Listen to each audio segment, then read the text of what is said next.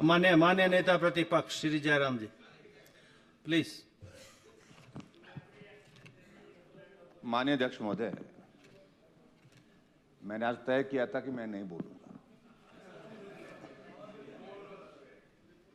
लेकिन सबकी बात सुनी, जब मुख्यमंत्री जी की बात सुनी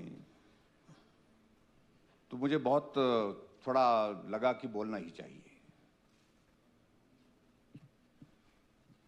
जहां तक नियमों की बात है, नियम सबके लिए है और नियम के मुताबिक ये माननीय सदन चलता है और चलना भी चाहिए, नियम के मुताबिक ही चलना चाहिए। लेकिन उसके बावजूद ये बार बार इस प्रकार से कहना है कि जयराम ठाकुर को गुस्सा आता है, पहले नहीं आता था, मेरी भूमिका है। और जिस भूमिका में आज की तारीख में हूं, अब मुकेश जी आजकल शांत हैं, पहले पूरे 5 वर्ष पूरा अशांत रहे। उस भूमिका के तहत मुझे अपना दायित्व का निर्वहन करना है, प्रदेश के हित के जो जितने भी मसले हैं उन मसलों को उठाना है, और स्वाभाविक रूप से उसमें से ऐसे मसले होंगे जो सत्ता पक्ष के अनुरूप के लिए अनुकूल नहीं होंगे। इसलिए उनको लगता है कि ये क्यों बोल दिया, ये क्यों उठा दिया। मुझे लगता है कि ये सारी चीजों को हमको धैर्य से समझना भी होगा, और इसके समाधान की दृष्टि से जिस प्रकार से आपने कहा कि चलो छोड़ो, आगे बढ़ना चाहिए, मैं उस दिशा में आगे बढ़ करके बात करता हूं। और विशेष तौर से अध्यक्ष महोदय, विशेष तौर से फिर जब कंक्लूड हो गई चीजें, उसके बाद फिर हट फिर करके आपको थोड़ा फिर से प्रवोक करने की दिशा में पुरानी यादें ताजा करने की कोशिश, आगे पुरानी यादें ताजा करने लगे। इस सदन में हमने पिछले 27 वर्षों में क्या क्या चीजें देखी हैं, फिर तो बहुत चीजें निकलेंगी उसमें। जब चीजें समाप्त हो गई है तो मुझे लगता है कि आगे बढ़ना चाहिए। मैं भूल गया। हमारा अध्यक्ष महोदय विषय इस तरह था, पहले जब नेगी जी बोल रहे थे, मेरे पड़ोसी हैं, इनको रेवेन्यू पर रिप्लाई, उस डिस्कशन का रिप्लाई इनको करना था। मेरा अभिप्राय यह था कि जब रिप्लाई उन्हें करना है, पूरा जवाब देना है, तो टुकड़ों में क्यों दे रहे हैं? आप जवाब दीजिए, पूरी बात सुन करके दीजिए। लेकिन जैसे मैं थोड़ा सा, मैंने इतने ही कहा था खड़े होकर के कि ये बाद में बोल लेंगे, रणधीर जी ने बात अपनी कही, तो उसके बाद फिर इनका आपने वो वीडियो देख लेना, पूरा सारा हिला हुआ था काम। कुल मिला करके हम भी हैरान हो गए कि ऐसा क्या कर दिया हमने। क्या विपक्ष होकर विपक्ष के अधिकार या समाप्त कर दिया गया कि वो खड़े होकर के बात ही नहीं करेंगे?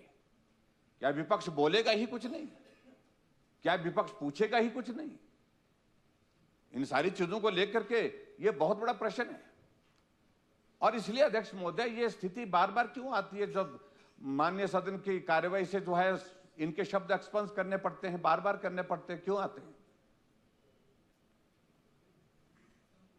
कुछ तो गड़बड़ है ना, और उस गड़बड़ में मैं जाना नहीं चाह रहा। लेकिन हम ये संरक्षण चाहते हैं, जब ऐसे हालात बनते हैं तो हालात को संभालने का जिम्मा मुख्यमंत्री जी का होता है और आपका होता है, जिनसे हमें उम्मीद है, जिन पर हमको उम्मीद करनी भी चाहिए।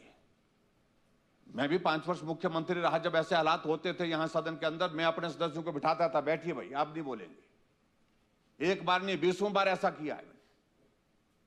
मंत्री उठता था, मंत्री को बोलते थे बैठिए आप। लेकिन यहां भी यह परंपरा समाप्त है आज की तारीख में। कोई भी सदस्य उस तरफ से यहां बोले जा रहे हैं और हर कुछ बोले, जो भी बोल रहे हैं ऐसी भाषा में बोल रहे हैं, तो मुख्यमंत्री जी हंसते हैं, तो यह पीड़ा देता है। आखिर सब लोग चुन करके आए यहां पर, दायित्व का फर्क होता है, कभी इधर कभी उधर, ये सारी चीजें चलती रहेंगी, लेकिन स्वाभिमान सबका होता है। इसलिए सदन के नेता होने के नाते मुख्यमंत्री जी को उस वक्त इंटरवीन करना चाहिए था। ये मेरी एक्सपेक्टेशन थी, मेरी एक उम्मीद थी, जिस उम्मीद पर आप नहीं खरे उतरे। इसलिए इस सारी चीज को लेकर के मैं सिर्फ इतना ही कहना चाह रहा हूं और आगे के लिए इन सारी चीजों का ध्यान रखना चाहिए हमको। Thank you. मैं चाहूंगा कि अब चर्चा को हम आगे बढ़ाएं, आगे चलिए, बढ़ thank करके you, sir। बहुत महत्वपूर्ण विषय पर जहां बीती स्थिति पर चर्चा होने की बात है। ये सदन चल रहा है अध्यक्ष महोदय, इस सदन में इस विषय को लेकर के चर्चा नहीं हो पाई है, लेकिन पूरा देश चर्चा कर चुका है कि हिमाचल प्रदेश में कर्मचारियों को सैलरी नहीं मिली, पेंशन को पेंशन नहीं मिली, पूरे हालात पर चर्चा। भाई अभी रुकिए जरा, लेकिन ये हालात, ये तभी हमने गलत क्या पूछा? अगर कोई हमने कोई ऐसा कोई पॉलिटिकल इशू उठाया होता, सबसे पहले जब सदन चल रहा है तो सबसे पहले प्रदेश की आर्थिक स्थिति के हालात की जानकारी लेने का अधिकार अगर है तो इस माननीय सदन को है। इससे डिप्राइव किया है आपने, सबसे पहले यह चर्चा होनी चाहिए थी। यह दुर्भाग्यपूर्ण है और इसलिए अध्यक्ष महोदय जो भी है, अब आज चर्चा है, इस चर्चा पर हम अपनी बात कहेंगे, लेकिन मेरा इतना जरूर है कि नियम सब पर रहते हैं, विपक्ष पर भी और सत्ता पक्ष पर भी। और सत्ता पक्ष के लिए संयम बहुत आवश्यक है, ये बता रहा हूं मैं आपको, संयम बहुत आवश्यक है।